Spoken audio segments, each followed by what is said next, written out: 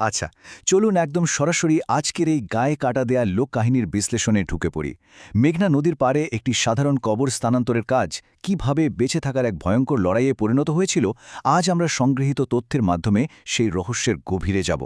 এই ঘটনাটি আমাদের দেখাবে যে প্রকৃতির নিজস্ব কিছু অদ্ভুত নিয়ম রয়েছে, যা আসলে মানুষের ভাবনার অতীত।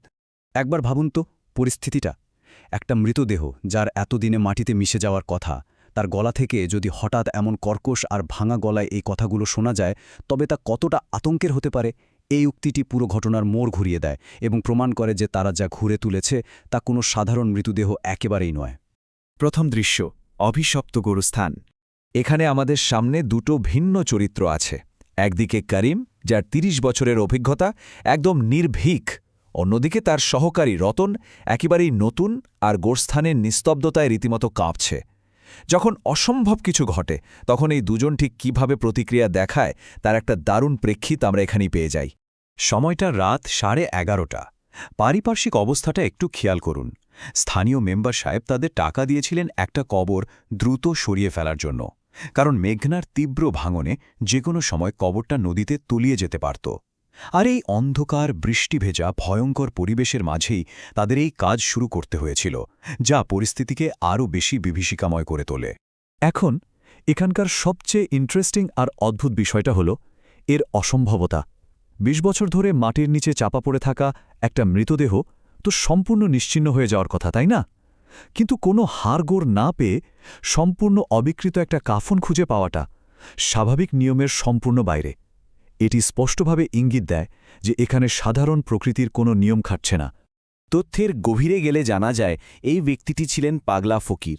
তিনি কালো জাদু এবং অন্ধকার বিদ্যায় পারদর্শী ছিলেন। সমাজ তাকে একঘরে করেছিল, আর মৃত্যুর পর গ্রামের মানুষ তার মৃতদেহ ছুঁতেও রাজি হয়নি। মানুষের এই গভীর ভয়ই প্রমাণ করে তার চর্চিত বিদ্যার অন্ধকার দিকটা ঠিক কতটা ভয়ঙ্কর ছিল। দ্বিতীয় দৃশ্য, অশুভ শক্তির জাগরণ। ভাবুন তো, একজন মানুষের জন্য এটা কতটা আতঙ্কের হতে পারে। রতন যখন বুঝতে পারল যে তার কাঁধের ওপর থাকা ভারী বোঝাটা আসলে জ্যান্ত মানুষের মতো শ্বাস নিচ্ছে, তার মানসিক অবস্থাটা কেমন হয়েছিল? কাফনের কাপড়টা রীতিমতো ফুলে ফুলে উঠছিল, যা কোনো মৃতদেহের ক্ষেত্রে একেবারে অসম্ভব ব্যাপার। তো এখানকার মূল বিষয়টা হলো, এটি আর কোনো সাধারণ মৃতদেহ নেই। এটি আক্ষরিক অর্থেই একটা অশুভ সত্তায় পরিণত হয়েছে, যাকে বছরের পর বছর ধরে কালো জাদুর চর্চা শারীরিকভাবে বিকৃত করে দিয়েছে। গাছের বাকলের মতো চামড়া, পশুর মতো নখ আর ওই ঘোলাটে হলুদ চোখ, এই রূপান্তর সত্যি শিউরে ওঠার মতো। হাড় ভাঙার মটমট শব্দ এই বর্ণনাটা ভয়কে যেন আরও বহুগুণ বাড়িয়ে দেয়। আমাদের চোখের সামনে এমন এক দানবের ছবি ফুটে ওঠে যে ২০ বছরের মাটির তলার ঘুম ভেঙে প্রচণ্ড আক্রোশে নিজেকে নতুন করে গড়ে তুলছে। আর সেই বিকট শব্দ আতঙ্কে জমে থাকা দুই গোরখোদক একদম কাছ থেকে শুনছে। আর ঠিক এই মুহূর্তেই করিমের দীর্ঘদিনের অভিজ্ঞতা কাজে আসে। করিম কোদাল দিয়ে থাবায় এক মরিয়া আঘাত করে। হয়তো খুব বেশি শারীরিক ক্ষতি করতে পারেনি, কিন্তু ওই ধাতব শব্দ আর দানবটার তীক্ষ্ণ চিৎকার এই সামান্য সময়টুকুই তাদের ওই পক্ষাঘাতগ্রস্ত অবস্থা থেকে পালাতে সাহায্য করে। তৃতীয় অংশ, আশ্রয়ের খোঁজে পলায়ন। এখানে বর্ণনার গতি অনেকটাই বেড়ে যায়। অন্ধকারে বৃষ্টিতে ভিজে যাওয়া কাদামাখা এক পথ ধরে দুজন মানুষ গ্রামের মসজিদের দিকে ছুটে চলেছে। তাদের এই দৌড় কোনো সাধারণ দৌড় নয়। এটি হল নিশ্চিত এক অশুভ মৃত্যুর হাত থেকে পালানোর প্রাণপণ চেষ্টা। পেছনে ফিরে যদি দেখা যায় যে জলজলে হলুদ চোখের কোনো এক সত্তা মানুষের মতো হাঁটার বদলে মাকড়সার মতো চার পায়ে অবিশ্বাস্য গতিতে ছুটে আসছে, তা আক্ষরিক অর্থেই যে কোনো মানুষের জন্য এক নিখাদ দুঃস্বপ্ন। এই দৃশ্য যে কোনো সাধারণ ভয়ের ধারণাকেও হার মানায়। তালাবদ্ধ মসজিদের কাছে পৌঁছে তাদের একমাত্র সম্বল ছিল নিজেদের বিশ্বাস।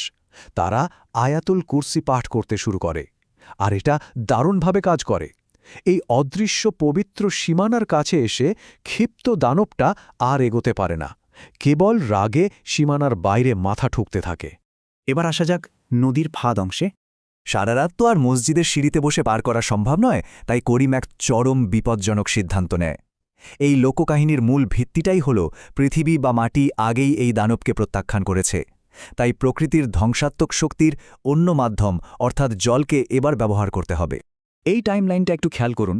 করিম পবিত্র আশ্রয় থেকে বেরিয়ে আসে আর দানবটিকে নদীর ভাঙন আর ঝড়ের কেন্দ্রে টেনে আনার এক রোমাঞ্চকর ফাঁদ পাতে। চোখের পলকে ঘটে যাওয়া এই আক্রমণ আর আত্মরক্ষার মুহূর্তটি পুরো ঘটনার সবচেয়ে শ্বাসরুদ্ধ করা অংশ। দানবটার প্রবল ওজনের কারণে নদীর পাড়ের ফাটা মাটি আর স্থির থাকতে পারেনি। বিশাল সেই দানবটিকে নিয়ে মাটি ধসে পড়ে সরাসরি মেঘনার উত্তাল স্রোতে। জলের গর্জন সেই অশুভ সত্তার শেষ হাড় কাঁপানো চিৎকারটিকে চিরতরে গিলে খায়। পৃথিবী যাকে প্রত্যাখ্যান করেছিল, জল তাকে আপন করে নিল। আর সবশেষে যে ক্ষত রয়ে যায়, সকালবেলা গ্রামের মানুষ বা মেম্বার সাহেব কখনোই জানতে পারবেন না যে রাতের ওই নদী ভাঙন কেবল একটা পুরনো কবরকে বিলীন করেনি, বরং এক প্রাচীন অশুভ শক্তির হাত থেকে জীবিত মানুষদের রক্ষা করেছে। তাদের কাছে এটা নিছকই একটা প্রাকৃতিক ঘটনা মাত্র। কিন্তু সব শেষে একটা প্রশ্ন আমাদের ভাবিয়ে তোলে। শারীরিক বিপদ হয়তো মেঘনার অতল গহ্বরে চিরতরে তলিয়ে গেছে, কিন্তু করিম আর রতনের মতো বেঁচে ফেরা মানুষদের মনে যে মনস্তাত্ত্বিক ক্ষত তৈরি হয়েছে, তা কি কোনোদিন মুছবে? কে মুছবে ওই হলুদ চোখের আতঙ্ক? আজকের এই বিশ্লেষণ আমাদের মনে করিয়ে দেয় যে পৃথিবীতে এখনও এমন অনেক কিছু আছে যা সত্যি ব্যাখ্যার অতীত।